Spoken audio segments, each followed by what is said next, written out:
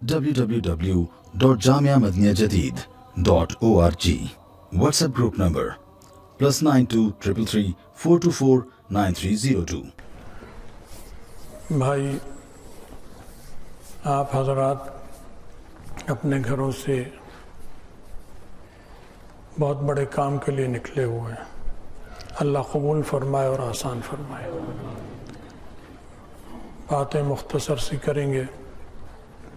ये हमारा खानका का कई साल का मामूल है जो हम इतवार को नहीं बल्कि पीर की शब को मगरिब के बाद बैठते हैं, जिसमें हज़रत रहमतुल्लाह अलैह वालिद साहब के बताए हुए और उनको हज़रत मदनी रहमतुल्लाह अलैह ने जो बताया वो उनके खलीफा थे, तो वही सिलसिला है।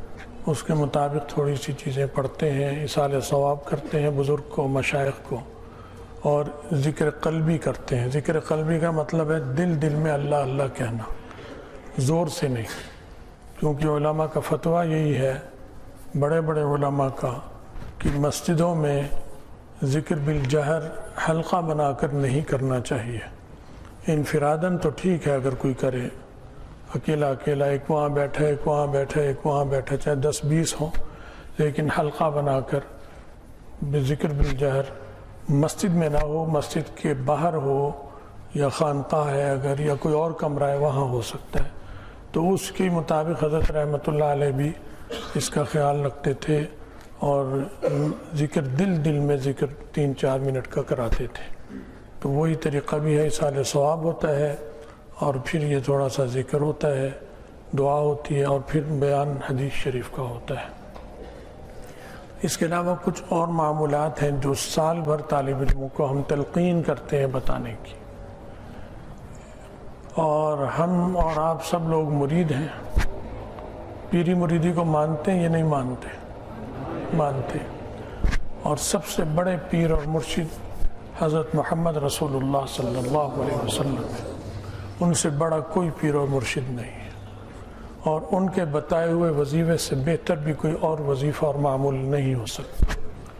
लिहाजा वही मामूलात हम तलबा को बताते हैं जो हमारे आका और सब नबियों के भी सरदार, नबियों के भी पीर और मुर्शिद और उम्मतियों के भी पीर और मुर्शिद हज़रत मोहम्मद रसूलुल्लाह सल्लल्लाहु अलैहि वसल्लम ने बता रखे हैं। उनकी तलक़ीन करते हैं, उनमें से कुछ आप करते ही होंगे, मज़ीद की तलक़ीन करते हैं ताकि ये करें तो इसकी बरक़ात दुनिया और आखिरत में भी मिले, आपको भी मिलेंगी, और आपको बताने से अगर आप हमारे बताने पे करेंगे तो हमें भी सवाब और अजर मिलेगा।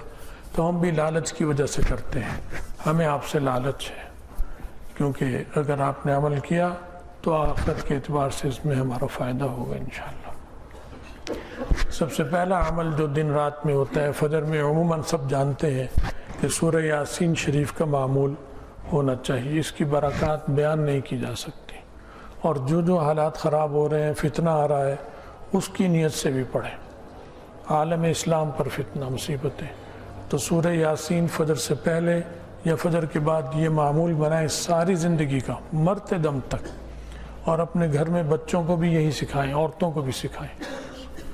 उसके बाद ये है कि ज़ुहर में सूरह फ़तह पढ़ लिया करें। सूरह फ़तह कब नाजिल हुई थी?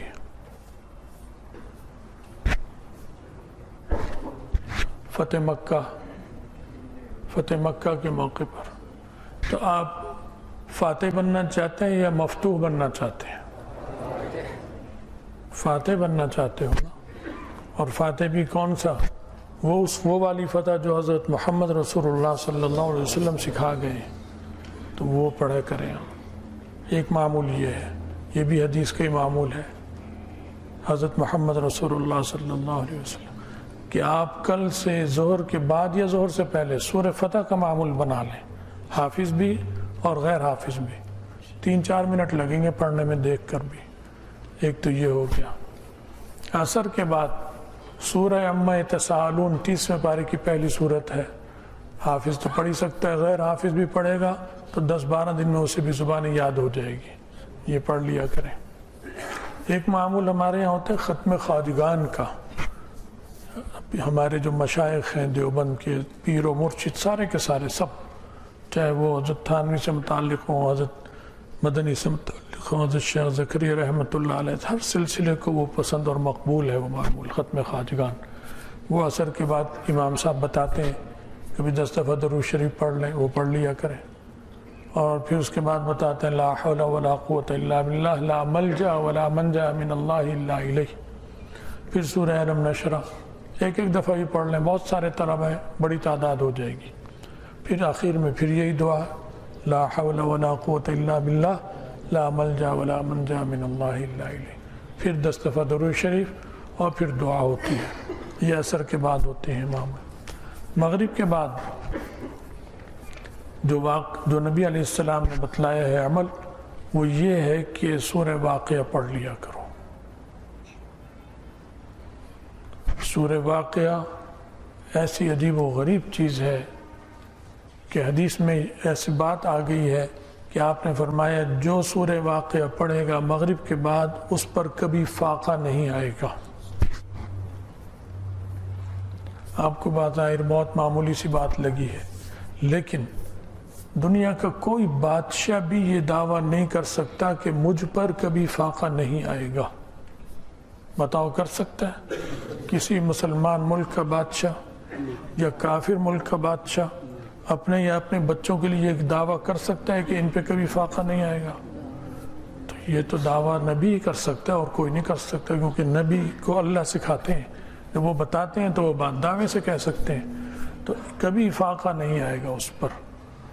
تو آپ میں مالدار بھی ہیں، غریب بھی ہیں، اور فاقہ مالدار پر بھی آتا ہے اور فاقہ غریب پر بھی آ سکتا ہے۔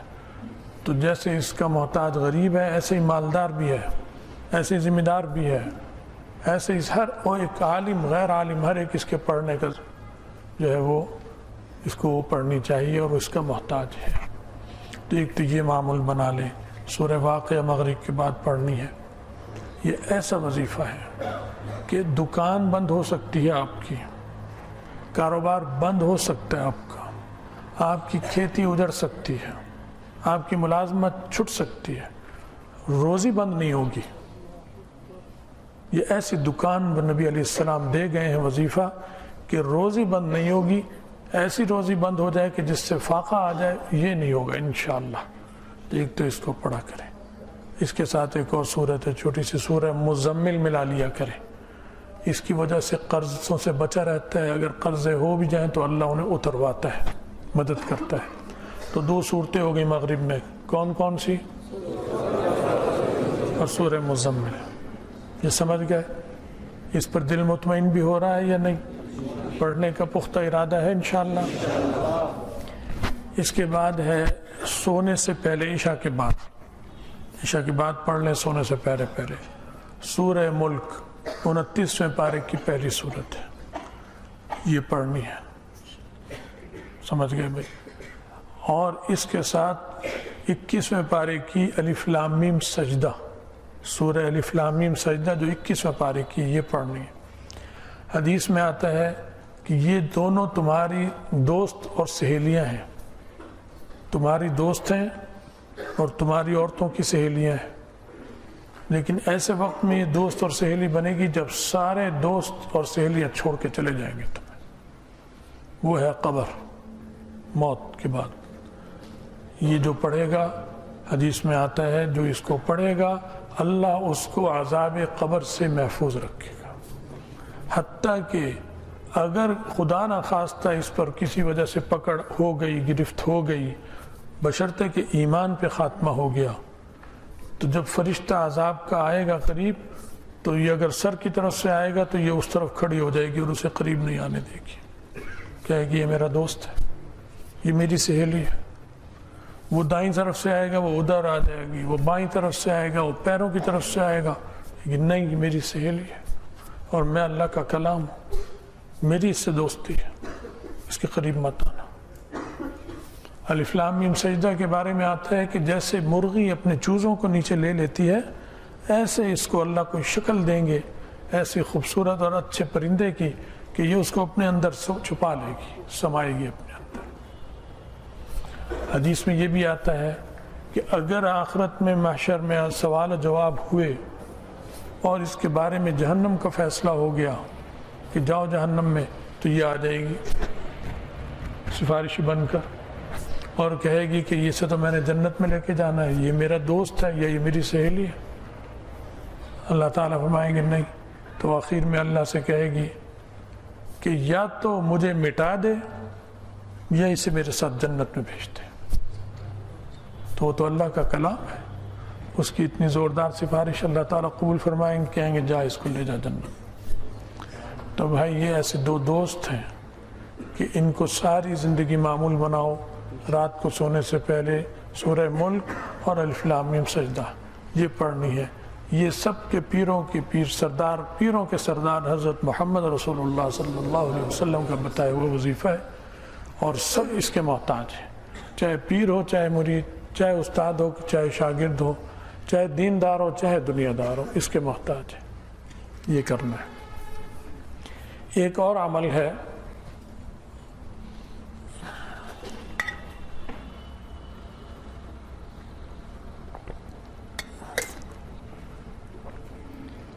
وہ ہے سورہ کہف کا عمل ہے۔ 15ویں بارے میں سورہ کہف آپ سب جانتے ہیں، حفاظ بھی۔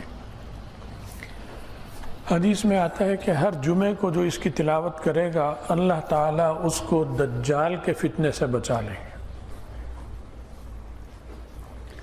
اور یاد رکھیں دجال کا فتنہ اتنا خطرناک ہے کہ قطب بھی کو بھی بچنا اس سے مشکل ہے، ابدال کو بھی بچنا مشکل ہے، غوث کو بھی، پیر کو بھی، مرید کو بھی، عالم غیر عالم سب کو، سوائے اس کے جس کو اللہ تعالیٰ بچائیں گے۔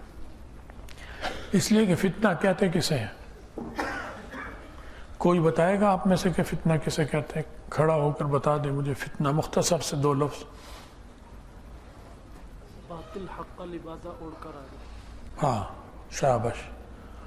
فتنہ اسے، فتنے کے کئی معنی آتے ہیں، لیکن یہاں جو مراد ہے وہ یہ ہے کہ باطل حق کی شکل میں آ جائے، ہوگا باطل، ہوگا کفر، ہوگا شیطان اور طاغوت، آئے گا پیر و مرشد کی شکل میں، قطب اور غوث ابدال کی شکل میں، پھر مہدی کی شکل میں، پھر ترقی کرے گا تو نبی کی شکل میں، پھر اور ترقی کرے گا تو کہے گا انا ربکم الاعلی، الیاذ باللہ۔ اس طرح آئے گا، درجہ بدرجہ آتا ہے، حق کا لبادہ اڑا ہوتا ہے، ایسی چیزیں ہوتی ہیں اس کے ہاتھ سے جو بظاہر اللہ میاں تو کرتے ہی ہیں، وہ اللہ میاں جیسی چیزیں کر کے دکھائے گا، کمزور ایمان والا دھوکے میں آ جائے گا، ہوگا وہ جادو، شیطانی چیزیں ہوں گی۔ تو یہ فتنہ جو ہے، فتنے سے یعنی وہ باطل جو حق کی شکل میں آ جائے تو وہ تو حق لگے گا آپ کو، جب حق لگے گا تو آپ علم کے زور پہ کیسے بچ سکتے ہیں اس سے؟ وہ تو ہے ہی حق، آپ بھی حق پر ہیں، وہ بھی حق۔ اگر آپ صوفی ہیں تو وہ بھی صوفی ہے بہت بڑا، اور وہ صحیح، آپ صحیح صوفی ہیں تو وہ بھی صحیح صوفی ہے بظاہر۔ اب کون بچائے گا؟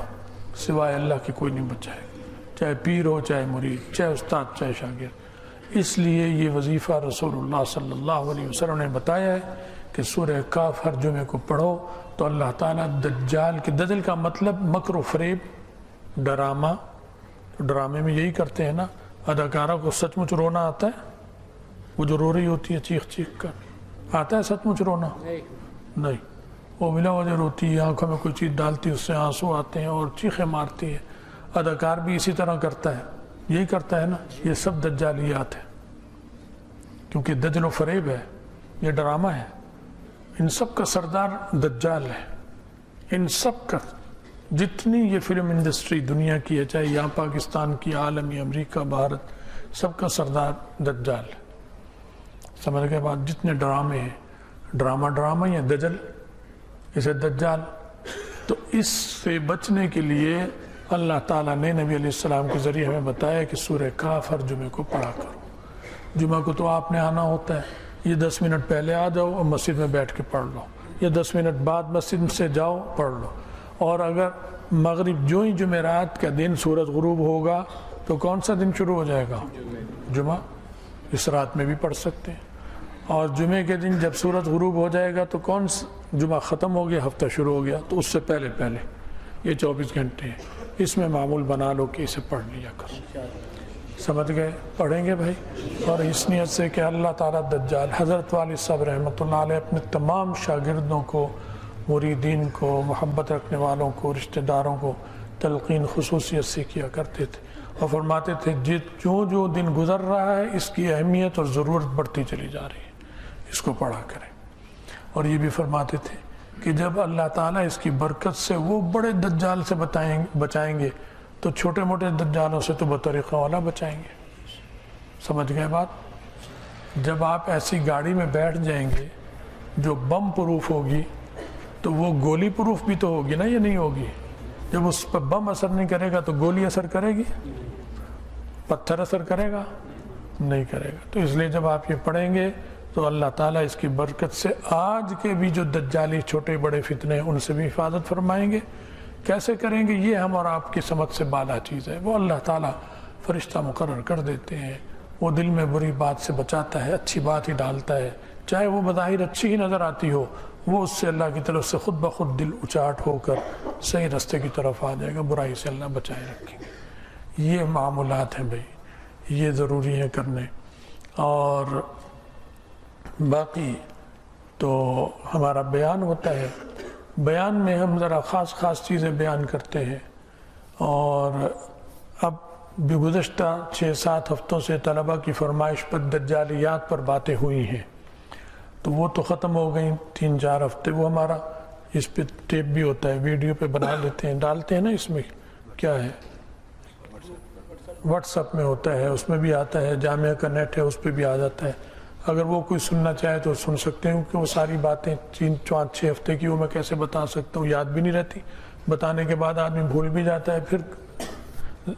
तो उसके बाद से अब 4-5 हफ़्ते से तलबा की फरमाइश थी कि कुछ सियासियात बयान करें, तो सियासियात पर बात हो रही थी, क्योंकि सियासियात भी हमारा मौजू है, जिहादियात भी हमारा मौजू है, और दज्जालियात भी हमारा मौजू है, सलातियात, इक़्तिसादियात और हुदूद और क़िसास, सारे मौजू आपके ही हैं, सब आपने किताबों में पढ़े हैं, पढ़ाते रहते हैं।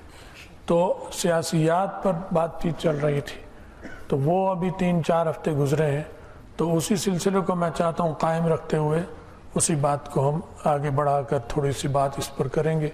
मेरी इस मौके पर आपसे 3 या 4 मुलाकातें होंगी, फिर आप छुट्टी हो जाएगी 20 शाबान तक। तो इन 3-4 मुलाकातों में इंशाअल्लाह इन मौज़ूआत पर बात थोड़ी थोड़ी करते रहेंगे, या फिर जुमे के दिन हमारी आपकी कुछ मुलाकात होगी, उसमें बयान होता है। अल्लाह ताला कबूल फरमाए।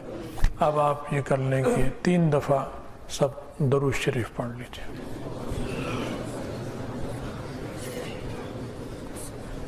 खिड़कियाँ खुलवा दें इधर।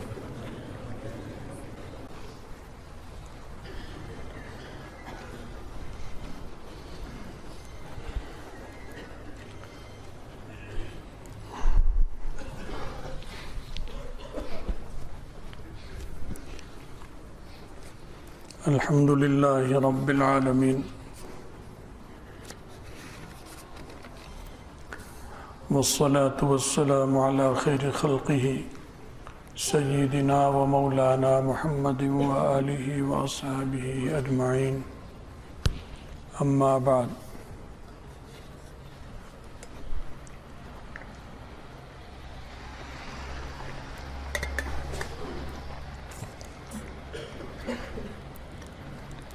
बात शुरू करने से पहले आपसे एक सवाल ये है कि आप जो दीन सीख रहे हैं और पढ़ रहे हैं और जिस मकसद के लिए घर से निकले हैं, आगे चलने के लिए निकले हैं या पीछे चलने के लिए निकले हैं? आगे चलने के लिए निकले हैं। ये तो ऐसा जुमला है कि हर एक का दिल चाहता है कि मैं आगे चलूं, लेकिन किस मकसद के लिए आगे चलना है? अल्लाह की रज़ा के लिए। ठीक है, किस हैसियत से? अल्लाह की रज़ा के लिए तो हिंदू भी कहते हैं कि हम अल्लाह की रज़ा के लिए कर रहे हैं ये काम, यहूदी भी कहते हैं कि हम अल्लाह की रज़ा के लिए काम कर रहे हैं, और ईसाई भी कि अल्लाह की रज़ा के लिए। अल्लाह को तो सब मानते हैं, फिर क्या मतलब हुआ? उनमें और आप में फ़र्क क्या होगा? دین اسلام کے لیے تو قادیانی بھی کہتا ہے میں اللہ کی رضا کے لیے اور دین اسلام کی سربلندی کے لیے آ رہا ہوں، لیکن ہم اللہ کے ساتھ کسی کو شریک نہیں۔ آپ آگے بڑھنا چاہیں گے، آگے بڑھیں گے، آگے رہیں گے، لوگوں کو پیچھے چلائیں گے نیابتاً عن النبی صلی اللہ علیہ وسلم، اس لیے کہ ہم نبی کے نائب ہیں۔ نبی سے مراد حضرت محمد رسول اللہ صلی اللہ علیہ وسلم، العلماء ورثۃ الانبیاء۔ جب آگے چلنا ہے تو آگے چلنا آسان کام نہیں ہوتا، یہ بہت مشکل اور دل گردے کا کام ہوتا ہے۔ تو میں اپنی بات جو پچھلے سے سلسلہ چلا آ رہا ہے اس کے اختتام سے اگر شروع کروں گا تو آپ میں اکثر نئے ہیں طلباء تو بات پوری سمجھ میں نہیں آئے گی، تو میں چاہتا ہوں کہ آپ کو یہ بات بتاؤں کہ آگے چلنے کے لیے کس چیز کی ضرورت ہے، یہ دماغ کیسا ہونا چاہیے جو آگے چلے گا، اس کا دماغ کیسا ہونا چاہیے۔ اس کے لیے آپ کو سیاست کا بھی ماہر بننا پڑے گا، اس کے لیے آپ کو جہاد کا بھی ماہر بننا پڑے گا، کیونکہ سیاست اور جہاد لازم ملزوم ہے، سیاست اور جہاد لازم ملزوم ہے، یہ بات مذہبی بھی ہے اور لا مذہبوں کے یہاں بھی مسلم ہے، کیونکہ سیاست ہمارے یہاں ہوتی اسلام میں یا نہیں ہوتی، کافروں میں ہوتی ہے نہیں ہوتی، کر رہے ہیں۔ ہمارے ہاں جہاد ہوتا ہے نہیں ہوتا، کافروں میں جہاد ہوتا ہے نہیں، لڑائی ہوتی، جنگ۔ ہمارے اسلام میں جہاد ہے، کافروں میں جنگ ہے، حرب ہے، جنگ ہے، حرب ہے۔ اسلام میں کیا ہے؟ تو اسلام میں سیاست اور جہاد لازم ملزوم ہے، کافروں میں سیاست اور جنگ لازم ملزوم ہے۔ لیکن جنگ کافر بھی یہی کرتا ہے کہ جنگی معاملات کے جتنے ماہر ہوتے ہیں، فوجی ہیں، جرنیل، کرنیل، یہ وہ، ہوائی، فضائی، زمینی فوج، پانی کی فوج، ان کا لیڈر اور بڑا کون ہوتا ہے؟ سیاستدان۔ امریکہ میں کون ہے بڑا؟ کس کا آرڈر چلتا ہے بتاؤ؟ سیاستدان کا۔ جو صدر ہے سیاستدان ہی ہے نا۔ اسرائیل میں سیاستدان، چین میں، روس میں، جاپان میں، ایک بدقسمت پاکستان ہے، وہاں پر کس کا حکم چلتا ہے؟ سیاستدان کا؟ کس کا؟ فوج کا چلتا ہے۔ تو اس کا نقصان ہمیں ہو رہا ہے۔ ہندوستان میں ہمارے دشمن ہندوستان اس سے لڑی، آج تک وہاں مارشل لا آیا؟ یہاں کتنی دفعہ آگے؟ یہاں رہا ہی زیادہ تر مارشل لا ہے، وہاں پر سیاستدان۔ تو یہ وہ اصول ہے جو کافر اور مسلمانوں کے نزدیک مسلم ہے، کافر تو اس پر عمل کرتا ہے، مسلمان نہیں کر رہا۔ پاکستان میں نہیں ہو رہا اور عربوں میں تو ہو ہی نہیں رہا، وہاں تو بادشاہت ہے، بس بادشاہ جو بادشاہ کہے گا وہی چلے گا، اسلام تو ہے ہی نہیں، اسلامی نظام نہیں ہے، بس مسلمان ہیں، کافر نہیں ہے، بس اتنا فرق ہے۔ تو اگر آپ کو آگے چلنا ہے اور لوگوں کو پیچھے چلانا ہے اپنے، تو آپ کو سیاست کا مطلب معلوم ہونا چاہیے، اور یہ بھی معلوم ہونا چاہیے کہ سیاست جیسے جہاد ہمارا دین کا حصہ ہے اور اس کا جذبہ ہمارے رگ و ریشے میں سرایت کیے ہوئے ہے، ایسے ہی سیاست بھی ہمارا حصہ ہے اور یہ بھی ہمارے ساتھ جڑی رہنی چاہیے، ورنہ ہم جہاد میں مار کھا جائیں گے بغیر سیاسی بصیرت کے۔ کیونکہ رسول اللہ صلی اللہ علیہ وسلم نے جتنے جہاد کیے سیاسی بصیرت کے تحت کیا اور صحابہ کی تربیت کی اور سکھایا۔ اب مختصر بات کرتا ہوں کہ اب طلبہ پوچھتے ہیں، آپ کے ذہنوں میں بھی سوال ہوگا کہ پھر سیاست کی تعریف کیا ہے؟ سیاست کی تعریف ہمیں معلوم نہیں ہے۔ ہم روزے کی تعریف بتلا دیتے ہیں کہ بغیر کھائے پیے نیت کے ساتھ صبح سے شام تک ان چیزوں سے روکنا اللہ کے لیے یہ روزہ ہے۔ نماز کی تعریف بھی کر دیتے ہیں، لیکن جہاد کی بھی کر دیتے ہیں. من قاتل لتکون کلمۃ اللہ ہی العلیٰ فہو فی سبیل اللہ. یہ جہاد ہے. یقاتلون فی سبیل اللہ فیقتلون ویقتلون جہاد. لیکن عجیب بات ہے کہ ہم سب میں الحمدللہ جذبہ جہاد بھی بھرا ہوا ہے, شوق شہادت بھی بھرا ہوا ہے, لیکن سیاست کی تعریف نہیں معلوم. کسی کو معلوم ہے تو ہاتھ اٹھائے, میں اس سے پھر پوچھ لوں گا. اگر کسی کو معلوم ہے, ساتھیوں میں جس سے بھی معلوم ہے ہاتھ اٹھائے. خیر کوئی بات نہیں. سیاست کی ایک تعریف میں مختصر سی بتا دوں گا. ایک وہ جو ہمارے اکابر نے لکھی ہے کتابوں میں باقاعدہ, وہ بھی سنا دوں گا آپ کو. آج کا سبق یہی ہوگا. اس کے بعد پھر جو میں نے پچھلی دفعہ بیان کیا اس بیان سے اگلے بیان کو جوڑ کے بیان کریں گے تاکہ ربط ہو جائے, آپ کو پھر سر پیر پتہ چلے, ورنہ پھر بات پوری سمجھ میں نہیں آئے گی. مقصد تو آپ کو وہ باتیں پہنچانا ہے جو ہم نے اپنے بڑوں سے پہنچی ہیں, اور کچھ نہیں. اپنی طرف سے کچھ نہیں بتا سکتے ہم, ہمارے پاس ہے ہی کچھ نہیں.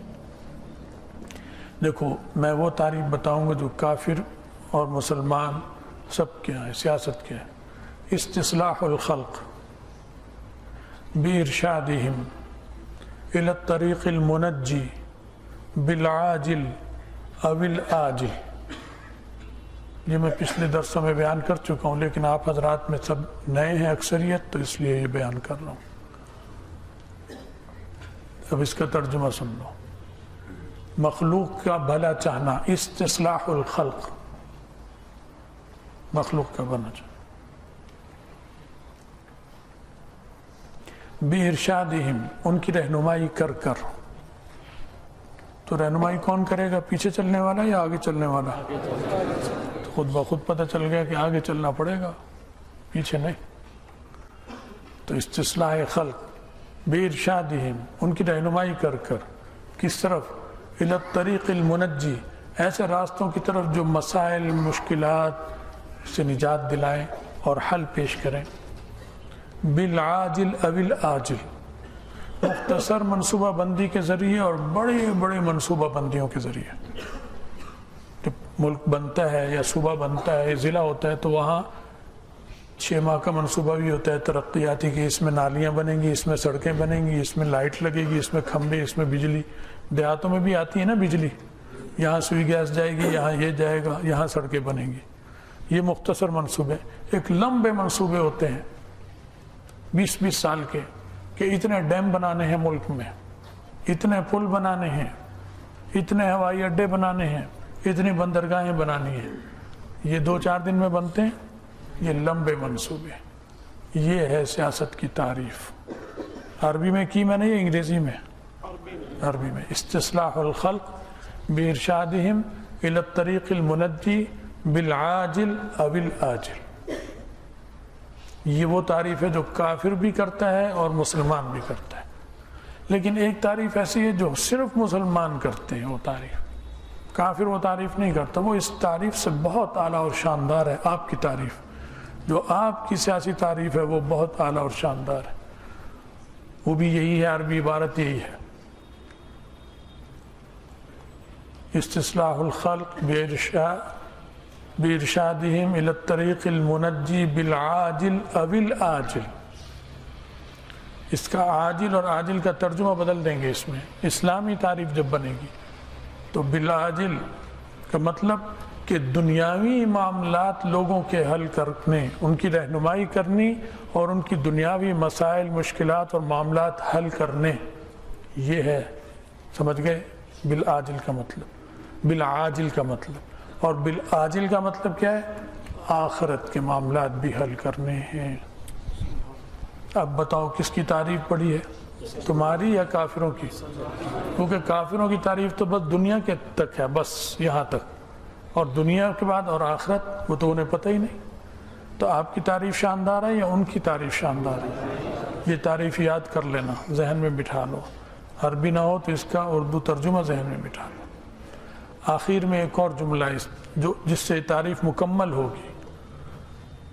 استصلاح الخلق بإرشادهم إلى الطريق المنجي بالعاجل أو الآجل نيابة عن النبي صلی اللہ علیہ وسلم. یہ ہے سنہری حروف میں لکھنے والا کہ حضرت محمد رسول اللہ صلی اللہ علیہ وسلم کی نیابت میں یہ کام کرنے ہیں. تو نبی علیہ السلام پیچھے چلنے کے لیے آئے تھے یا آگے چلنے کے لیے؟ تو تم کیسے پیچھے چلو گے بھائی؟ جب ان کے نائب ہو تو تمہیں بھی آگے چلنا ہے. آگے چلنے کا یہ مطلب نہیں کہ ہم ایک دوسرے کے علماء کی یاد سے ٹانگ گھسیٹنی شروع کر دیں کہ چل میں نے آگے چلنا ہے تو پیچھے ہو، اور وہ آپ کی ٹانگ گھسی سے چل میں نے آگے چلنا ہے تو پیچھے ہو. یہ مطلب نہیں ہے، یہ مطلب نہیں ہے. کافر ظالم بدباطن فاسق اور فاجر وہ پیچھے چلے گا اور آپ آگے چلیں گے. اور آپس میں آپ علماء اور صوفیہ اور بزرگ اور درویش کیا کریں گے؟ رحماء بینہم، آپس میں ایک دوسرے پر شفیق اور مہربان، ایک دوسرے کا ادب اور توقیر اور مرتبے کے مطابق اس کا لحاظ اور مروت. یہ ہے تعلیم، یہ ہے مطلب آگے چلنے کا. تبھی آگے چلو گے جب آپس میں متفق اور متحد اور ایک دوسرے پہ شفیق و مہربان ہوگے. تو پھر تم ہی تم ہوگے، باقی سب انشاءاللہ فنا ہو جائیں گے تمہارے مقابلے یا تمہارے تابع ہو جائیں گے. یہ تعریف ہے وہ جو عام طور پر لغت کی کتابوں میں ہے، اور کافر بھی کرتے ہیں اسے، اور اسلام میں یہ تعریف ہے. ایک تعریف ہے جو لمبی ہے، وہ بھی آج ہی کی مجلس میں سن لیں، اس کے بعد درس پھر آج کا ختم ہو جائے گا. پھر انشاءاللہ اگلے ہفتے بات کریں گے آپ سے. کچھ جذبہ پیدا ہوا آگے چلنے کا یا پیچھے چلنے کا ہے؟ حجرے میں گھسنے کا جذبہ پیدا ہو رہا ہے یا حجرے سے نکلنے کا پیدا ہو رہا ہے؟ حجرے سے نکلنے کا. ہاں بھائی، پھوکے مارنے کا اور وظیفے تعویذ لکھنے کا جذبہ پیدا ہو رہا ہے یا تلوار ہاتھ میں پکڑنے کا جذبہ پیدا ہو رہا ہے؟ قیادت کرنے کا جذبہ پیدا، یہ ہونا چاہیے. مسلمان کی تو شان یہی ہے. آگے تعریف دیکھ لیجئے بھائی. یہ ازالت الخفا میں آئی ہے تعریف. اس کا میں ترجمہ بھی بتا دیتا ہوں اور آپ کو عربی بھی سنا دیتا ہوں. تھکے تو نہیں؟ طبیعت اچاٹ تو نہیں ہو رہی؟ ٹھیک ہے. فرماتے ہیں کہ یہ ہے ہی ریاست العامہ، ایک بڑا ملک. ہی ریاست العامہ، ریاست کا مطلب تو سمجھتے ہو نا؟ پاکستان ریاست ہے یا نہیں؟ ہندوستان ریاست، امریکہ روس ریاست. تو ریاست العامہ، لا حجرت الخاصہ، یہ نہیں آئی تعریف اس کی کہ وہ ایک خصوصی حجرہ شریف ہے کہ اس میں گھسے رہو، اسی سے پھوکے مارو. یہ نہیں ہے، حجرہ نہیں آ رہی تعریف میں. یہ ریاست العامہ، ایک عام ریاست جس میں سب رہتے ہیں، نیک بھی، برے بھی، فاسق بھی، فاجر بھی، مسلمان بھی، کافر بھی، سب رہیں گے. اتنا بڑا سینہ ہے اسلام کا.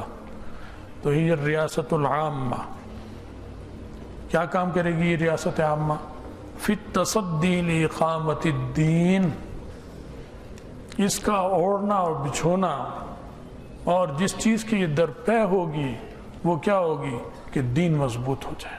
اقامت الدین، سمجھ گئے بات؟ لاقامت الدین. کس طرح ہوگا دین کا اقامت؟ دین کی اقامت ہوگی، فرما رہے ہیں، بِإِحْيَاءِ الْعُلُومِ الدِّينِيَّةِ، علوم دینیہ کو زندہ کر کر. علوم دینیہ کہاں زندہ ہوتے ہیں؟ پنجاب یونیورسٹی میں، آکسفورڈ یونیورسٹی میں، کیمبرج کالج میں، ایچیسن میں، چیف کالج میں، مدارس دین. تو معلوم ہوا ریاست کی ذمہ داری کیا ہے کہ سب سے پہلے دینی مدرسہ قائم کرے تاکہ اس میں لوگ تیار ہوں، کیونکہ دینی مدرسہ کارخانہ ہے انسان اور علماء تیار کرنے کا. کارخانہ ہوگا تو موٹر سائیکل ملے گی، کارخانہ فنا ہو جائے گا موٹر سائیکل کا تو پھر موٹر سائیکل نہیں ملے گی. ایسے ہی سائیکل بھی اسی فیکٹری سے ملے گی اگر وہ موجود ہے، فیکٹری فنا ہو گئی تو موٹر سائیکل نہیں ملے گی. علماء، صوفیہ، بزرگ، قطب، ابدال، یہ کہاں سے ملیں گے؟ مدرسے. تبلیغی جماعت کہاں سے ملے گی؟ مدرسے سے. اگر مدرسہ ختم ہو گیا خدا نہ خواستہ تو تبلیغی جماعت چلانے والے علماء کہاں سے آئیں گے؟ اگر مدرسہ ختم ہو گیا خدا نہ خواستہ تو جمعیت علماء اسلام رہ سکتی ہے؟ ختم ہو جائے گی. ختم نبوت کا کام جاری رہ سکتا ہے؟ کیونکہ عقیدے کا ہی نہیں پتہ، وہ یہاں سے پتہ چل رہا ہے. اصل مرکز اور ہدف، اہم چیز مرکز وہ کیا ہے؟ مدرسہ۔ نبی علیہ السلام نے سب سے پہلے مکہ مکرمہ میں مدرسہ بنایا، مدینہ منورہ آتے ہی سب سے پہلے مدرسہ بنایا، قباء میں بھی بنایا اور صفہ مدینہ مسجد نبوی میں بھی بنایا۔ تو مدرسہ سب سے اہم بنیادی چیز ہے۔ مدرسہ ہے تو جمعیت علماء اسلام ہے، مدرسہ ہے تو تبلیغی جماعت ہے، مدرسہ ہے تو عقائد ہیں، مدرسہ ہے تو آپ اور ہم مسلمان ہیں۔ مدرسہ نہیں ہے خدا نخواستہ تو پتہ نہیں کل کو ہماری نسلیں قادیانی ہوتی ہیں، ہندو ہوتی ہیں، سکھ ہوتی ہیں، علیہ باللہ، اللہ اس سے بچائے۔ تو یہ فرما رہے ہیں سب سے پہلی چیز کیا ہوگی؟ سیاسی قوت کی۔ جب ریاست عامہ ہو گئی اور آپ اس ریاست عامہ کے امیر ہو گئے تو اب اس سیاسی قوت کا سب سے پہلا کام کیا ہے؟ مدارس بنائیں، انہیں مضبوط کریں۔ تو کہتے ہیں کہ وہ بِإِحْيَاءِ الْعُلُومِ الدِّینِیَّہ، دینی علوم کو زندہ کر کر دین کو قائم کرے، اور ساتھ ساتھ کیا کرے؟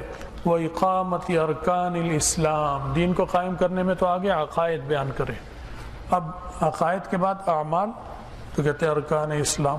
وہ کیا ہے ارکان اسلام؟ نماز، روزہ، حج، زکوٰۃ اور جہاد، یہ اسلام کے ارکان ہیں نہیں؟ ان کا انکار کرنے والا مسلمان ہے یا کافر؟ تو یہ بھی کام کس کا ہے؟ آپ کا۔ یہ کس کا ہے بتاؤ؟ یہ الطاف بھائی کا ہے کراچی کا؟ یہ بلاول کا ہے؟ یہ حضرت مولانا وہ جو ہیں مریم شریف صاحبہ کا ہے؟ بتاؤ۔ نہیں، یہ تمہارا کام ہے۔ سمجھ میں آئی بات؟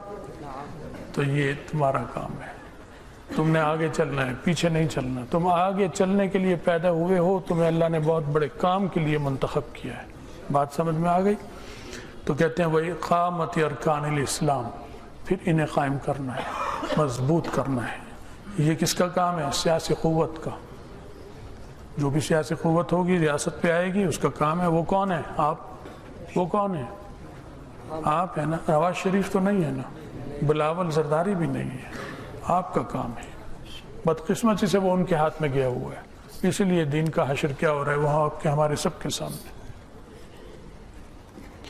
آگے کہتے ہیں کہ اگلا کام کیا کرے گی یہ ریاست؟ والقیام بالجہاد،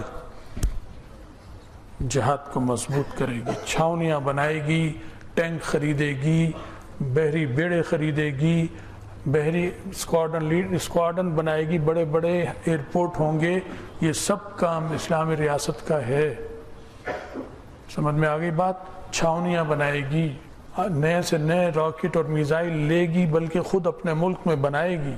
وَأَعِدُّوا لَهُم مَّا اسْتَطَعْتُم مِّن قُوَّةٍ وَمِن رِّبَاطِ الْخَيْلِ تُرْهِبُونَ بِهِ عَدُوَّ اللَّهِ وَعَدُوَّكُمْ۔ یہ ساری باتیں میں اکابر کے کتابوں سے بتا رہا ہوں اور قرآن سے اپنی طرف سے نہیں بتا رہا ہوں۔ سمجھ گئے؟ قیام بالجہاد۔ اور پھر کیا کرے گی؟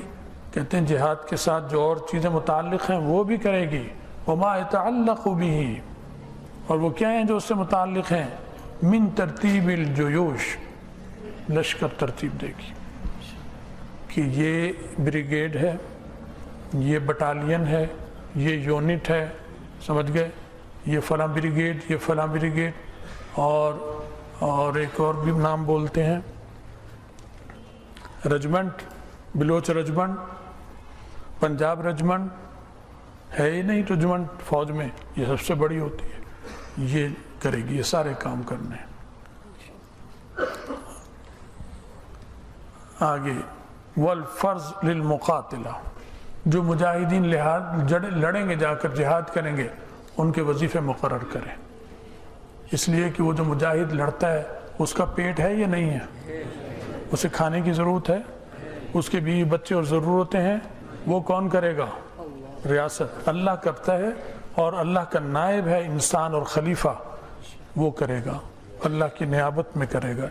سمجھ گئے؟ رسول کی نیابت میں یہ کام کرے گا، یہ خلیفۃ اللہ ہے، یہ کام ریاست کا ہوگا کہ یہ کام کرے، مقاتلی قتال کرنے والوں کے وظیفے اور ان کی ضرورت فراہم کرے انہیں۔ وَإِعْطَائِهِم مِّنَ الْفَيْءِ، جو جہاد ہو اور اس میں اللہ کامیابی مال غنیمت دے تو اس کی تقسیم کرنا، یہ کس کا کام ہے؟ ریاست کا۔ حجرے کا ہے؟ خانقاہ کا ہے؟ ریاست کا ہے۔ تو جب تم اور ہم حجروں میں گھس جائیں گے تو پھر ریاست کا تو اللہ ہی حافظ ہوگا نا، پھر کیا ہوگا ستیہ ناش۔ تو حجروں سے نکلنا ہے، حجرے میں بھی جانا ہے، رات کو جاؤ، صحابہ کی یہی شان تھی، حجرے میں گھستے تھے، تاریکی میں تہجد کے وقت اللہ سے گڑ گڑاتے تھے، اور دین میں وہ اللہ کے شیر بن کر میدان میں آتے تھے۔ یہ اسلاف کی شان تھی، وہ اختیار کرنی ہے۔ بڑے کام کے لیے نکلے ہوئے، چھوٹے موٹے کام کے لیے نہیں نکلے۔ تو آگے فرما رہے ہیں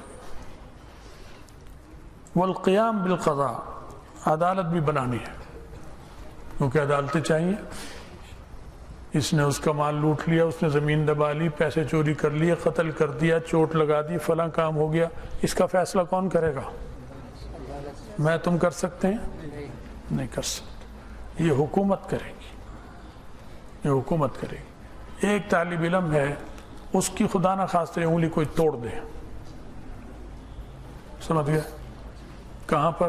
دارالعلوم دیوبند میں، فرض کرو توڑ دی، جس نے توڑی ہے ضارب نے، اس ضارب کی انگلی وہاں کے محتمم صاحب اور استاد اساتذہ شیخ الحدیث مل کر اس کی انگلی توڑ سکتے ہیں؟ پھر کیا اوقات ہے ہماری؟ خود سوچ لو، کیوں ایسے ہم کیوں گر گئے؟ کہ ریاست ہمارے پیر کے نیچے نہیں ہے، ریاست کی کرسی پر شیاطین کو بٹھا دیا ہم نے، اور ہم خود حجروں میں گھس گئے ہیں، اور ہم نے کہا یہ دنیا داری ہے، ہم دیندار ہیں۔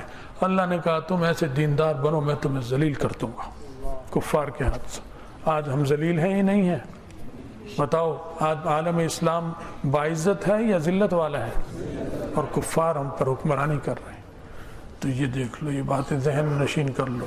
والقیام بالقضاء، عدالتی نظام قائم کرنا تاکہ ظالم کو روکا جائے، مظلوم کی مدد کی جائے اور فیصلے ہوں، وہ نافذ کرو، کیونکہ تم اور میں نہیں کر سکتے۔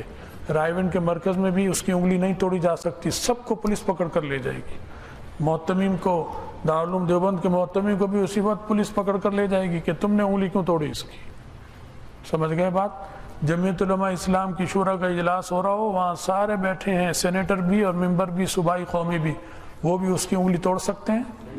یہ توڑ سکتے، کیونکہ ابھی اقتدار نہیں ہے۔ کوشش اقتدار کی کر رہے ہیں لیکن ابھی اقتدار نہیں ہے۔ تو ریاست آپ کی ہے، سمجھ میں آ گئی بات؟ صرف حجرہ نہیں ہے، حجرہ بھی آپ کا ہے اور ریاست بھی کس کی ہے؟ آپ کی ہے۔ تو قیام بالقضاء واقامت الحدود، حدود کو نافذ کرنا۔ حدود کا مطلب سمجھتے ہو؟ بہتان لگا دیا، کسی پر بہتان لگایا، زنا، اسی طرح کی اور چیزیں، قصاص ہے، وہ ساری چیزیں جو بتائی گئی ہیں، ان سب کو قائم کرنا۔ اور آگے ورفع المظالم، ظالم کا روکنا، ظلم کا ختم کر دینا، یہ تم اور میں کر سکتے ہیں؟ نہیں کر سکتے۔ بس کوشش ہوگی، اگر اپنا اثر و رسوخ ہے تو ہم ظالم کو کوشش کر لیں روکنے کی، باقی یہ کہ ہم ظالم پر روک ڈال سکیں، وہ الٹا ہمارا گریبان پکڑ لے گا کہ تم کون ہوتے ہو آنے والے، کرے گا یا نہیں کرے گا ایسے؟ تو کہتے ہیں ورفع المظالم والامر بالمعروف، اچھی بات کا حکم دینا، والنہی عن المنکر، اور منکرات سے روکنا، یہ کون کرے گا؟ ریاست۔ آگے پھر سن لو، جملہ آ رہا ہے آخر میں، یہ ساری تعریف سن لی، سمجھ میں آئی؟ آگے آ رہا ہے نیابتاً عن النبی صلی اللہ علیہ وسلم۔